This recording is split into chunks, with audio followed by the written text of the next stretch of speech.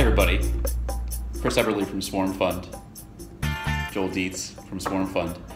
I am here, I'm about to participate in my first ICO, my first initial coin offering. And I don't really know what I'm doing, but guess what? Joel does. So I'm gonna humble myself, expose the things that I don't know about this space, and get involved.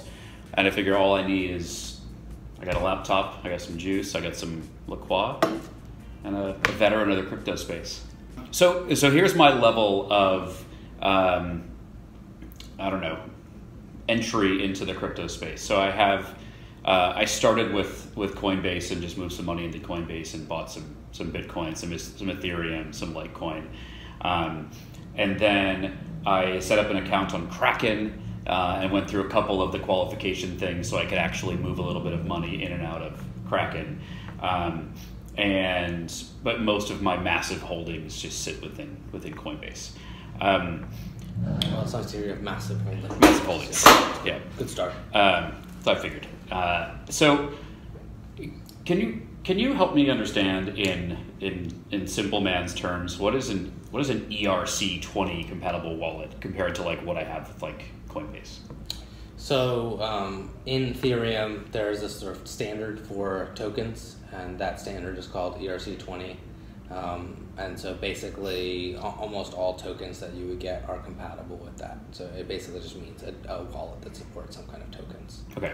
And these are tokens that are built on top of Ethereum, right? That's right. Okay. Yeah. So I hold Ethereum in my Coinbase wallet, and that's super duper. But that's different from a ERC20 wallet, which is holding other tokens that are built on top of Ethereum. Exactly. Okay. And I might take that Ethereum out of Coinbase over somewhere else to buy those tokens, but they'll be housed in a different place, right? Correct, yeah. And then, so I set myself up with an account on Kraken.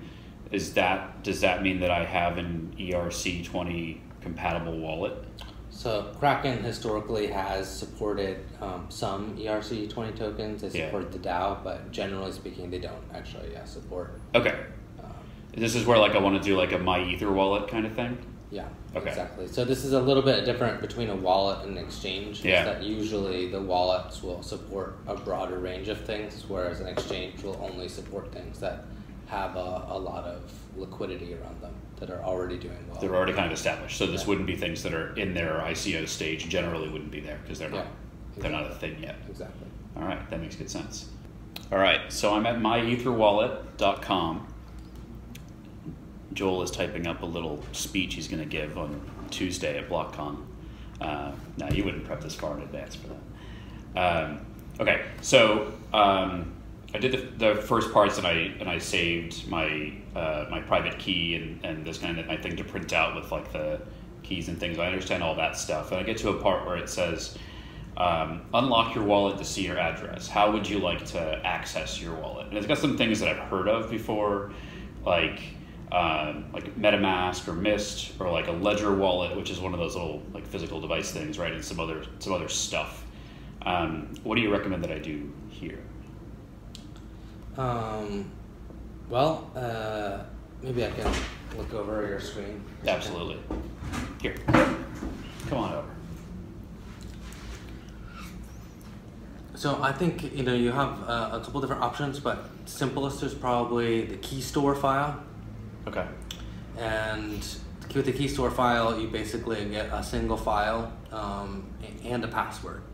So it allows you to, use a fairly standard kind of way of kind of unlocking things that you might be used to already.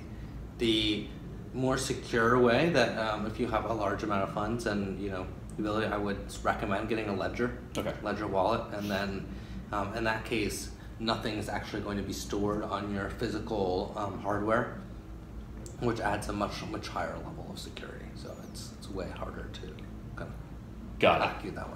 Got it. So rather than taking this big long string from a file that's on my machine and putting it in, it's like only when this device is inserted. That's how the Ledger works, that kind of deal. Yeah, it sort of stores the key and kind of signs it from the hardware itself rather than kind of on your device.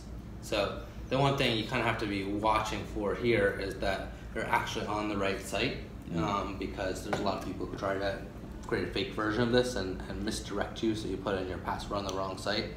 And then, there's also potential vulnerabilities too if the people who are running the site decide to kind of change it or something like that, which doesn't exist with the ledger. Okay. All right, cool. Key store file it is. We'll be back. And we're back. Okay. So I unlocked my wallet on my Ether wallet, and I see all of this stuff here. I've got an account address and scanny things, all kinds of good stuff. Am I correct in assuming that what I want to do now is send Ethereum from Coinbase, which is where I happen to have my Ethereum, to this address? You got it. God Exactly. Damn, I'm like a pro. All right. So I'm going to copy this. Perfect, yeah. All right, I'm going to copy that bad boy. I'm going over in here. I'm in Coinbase. Joel can now see the massive amount of wealth that I have in my Coinbase account. We won't disclose that here. I'm a noob, you know that. All right, so I want to send ETH. I want to enter my address here. All right, and I'm going to put $100 in there. What do you think about that? Bold. I think it's bold, yeah. Yeah, I think I'm going to do it. I mean, this is Paragon after all. Paragon's the future. I'm not going to write an optional message. It's going to cost 14 cents in network fees to send it. I feel like that's pretty reasonable. Yeah. You got to do your part. Where do those network fees go? They go to the miners of the network, so that's sort of how the network exists, is that some different nodes, computers connect to it and then help the network kind of go. Yeah. You get paid to like add that transaction to the blockchain? Yeah, basically. Got it. There it is. There it is. All right. In business. So I've got ETH there. Look at that. Okay. This is where we're just going to get crazy. And I think it was one of these, probably this one. No, that's my American Express. That's not it. I have a million tabs open right now. But Paragon. So I was planning to invest in Paragon based solely on the hype and other hype-like elements. Just figured it'd be an interesting intellectual exercise to see what happens with something that's got these sort of hype elements. But do you have any understanding of what the coin's actually supposed to do? They're setting up like places around where you can go and smoke pot and do other cool shit, like hang out with models and rappers. So. I mean, basically that's what I do a lot of the time, like pop models and rappers, usually in that order. So okay. Works out. So yeah, so I participating in the Paragon IPO. I'm on the website. I want to join their crowd sale. Pre-sale's done. They allocated 70 million Paragon coins. Super duper. They've got these little incentives. 5 cents every 24 hours is a price increase. You get a bonus for buying today. You can get a little refer your friends and get 5% bonuses of what they buy and all that kind of stuff. But okay, so I looked at this earlier. I thought it was interesting that you first deposit funds and then you buy your Paragon coins. So you can't just click buy? I don't think so. I think it wants like a deposit first. Really? Isn't that kind of weird? Yeah, make a deposit first. What's up with that? Oh, weird. Whoa, interesting. Okay. I mean, here we go. But right, it's almost like they have their own little exchange set up. So I'm going to generate a transaction. Seems right? Yeah. Boom. All right. I got some stuff down below, a raw transaction and a signed transaction. Yeah. And then I send it. Send it. Boom. Warning. You're about to send 0.16. Yep. You're interacting with the ETH chain provided by my Ether wallet. Numbers check out. Am I sure I want to do it? Yes, I'm sure. Make the transaction. Boom. It's there. It's waiting to be mined to confirm. During ICOs, it may take 3+ hours to confirm. Use the verify and check buttons, blah, blah, blah. And there's a hash if I want to keep the transaction record. Yeah, so my deposit is still going to So this is where you feel anxiety. You should find your Telegram group and start posting on it. Yeah, like I sent my coin. What the fuck? Where is it? Where's my money? Yeah, I should be that guy. And if they don't answer, it doesn't seem like you're on the Telegram thing, which is definitely like you want the whole process of like getting in with their whole crowd. This is true, and actually, there's been a little bit of sarcasm here around the hype of Paragon. I actually think it's both intellectually interesting and Like, I am going in based solely on the hype of it, but as Joel points out, I've definitely seen in researching some of these things a bit more thoroughly, it's, you get on YouTube, you see who's talking about these things, you get into a Telegram channel, you see what kind of questions are out there. I'm in the Paragon. He's in the Paragon Telegram channel now. Say, what the fuck? This guy put in a massive amount of ETH like 2 minutes ago. There's so much weed in this thing. It's awesome.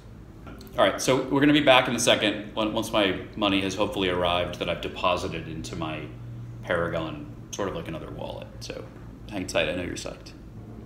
Okay, so Joel's on Telegram. I was just kind of saying like, yo, I gotta make a deposit, and then they're like, they PM'd me. It's kind of nice, and then they're explaining why the whole deposit thing.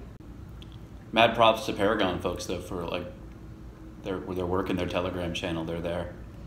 All right, so it could be an hour or two. So we're gonna sit here and let this roll. You can see what we do. Well, I guess once it's in their thing, you're gonna have to buy their tokens, right? Because you deposit. Yeah. What else do you do with it? There's no withdrawal. There's probably no like withdrawal function. Yeah, genius. I think I know why they're doing that.